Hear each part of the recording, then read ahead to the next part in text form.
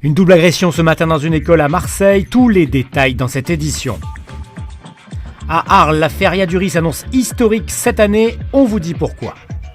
Et puis demain, c'est également le marathon des boules à Marseille, 12 heures non-stop à tirer et pointer. On a peut-être échappé au pire ce matin dans une école primaire marseillaise. Un adolescent de 17 ans s'est en effet introduit dans les locaux de l'école de la Pauline, boulevard Romain Rolland. Après une altercation à proximité d'une auto-école, l'homme s'est introduit dans la cantine. Les faits se sont produits à 6h30, soit avant l'arrivée des enfants. Mais l'agresseur a attaqué des personnels déjà présents, une cantinière blessée au thorax à l'arme blanche et une autre tata frappée alors qu'elle venait protéger sa collègue. L'homme est ensuite sorti dans la rue. Il a été arrêté moins de 2 heures plus tard, mais cette agression a suscité une vive émotion sur la sécurité dans les écoles, à tel point que le ministre de l'Éducation nationale Jean-Michel Blanquer et le secrétaire d'État Laurent Nunez se sont rendus sur place cet après-midi. Considérons que ce qui s'est passé est très grave. Par définition, l'école de la République doit toujours être exemple de toute forme de violence, a fortiori de violence venue de l'extérieur et d'une telle gravité. Nous pouvons dire à ce stade, c'est que l'auteur était assez peu connu, uniquement pour détention de stupéfiants, et il n'était pas connu au titre de la radicalisation. On a peur, bien sûr. On ne sait plus si on doit laisser nos enfants à l'école, si on doit les laisser à la cantine. On n'est plus en sécurité en fait. Même au niveau de scolaire, on n'est plus en sécurité.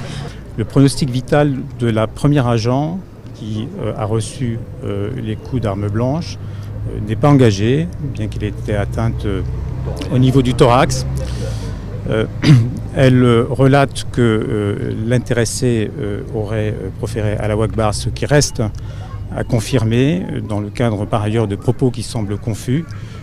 Je suis en contact avec le parquet national antiterroriste qui, à ce stade, n'est pas saisi de ces faits.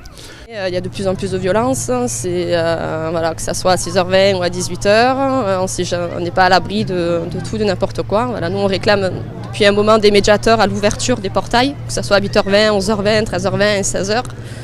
Bon, pour l'instant, la mairie n'a pas les moyens de mettre en place ce dispositif, mais voilà, il faudrait que tout le monde prenne conscience que le personnel des écoles et de la ville de Marseille est sous tension et très choqué de ce qui s'est passé.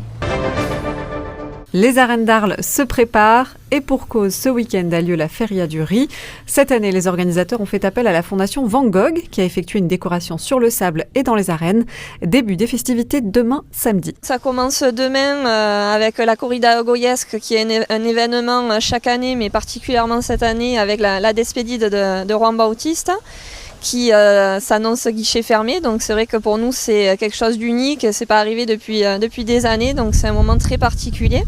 Et après nous avons une corrida dimanche, une corrida un peu plus dure avec des taureaux différents, les taureaux de pâle, mais qui s'annonce aussi d'un très haut niveau. Petit changement de dernier moment, Rocareil étant blessé, il a été remplacé par Enrique Ponce qui est là, qui est présent depuis des années dans le milieu taurin et qui est au très haut niveau. Donc c'est vrai qu'on a choisi de remplacer Rocareil par quelqu'un d'exceptionnel qui permet d'avoir une corrida vraiment extraordinaire et un très haut niveau demain. Et on est vraiment ravis d'avoir les deux taureurs demain présents.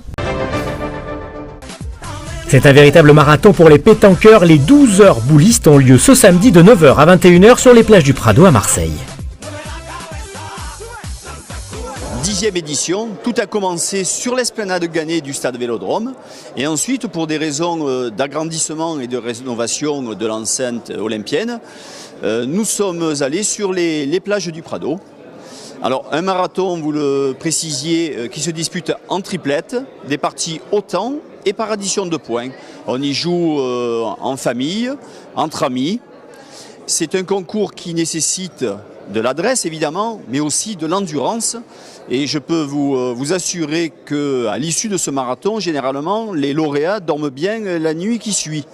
Et le lendemain, 7e édition du tir de précision, organisée à l'identique des championnats du monde.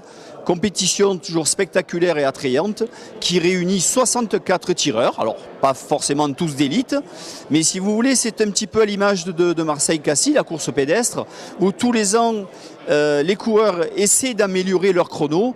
Et là, certains essaient, eux, d'améliorer leur point.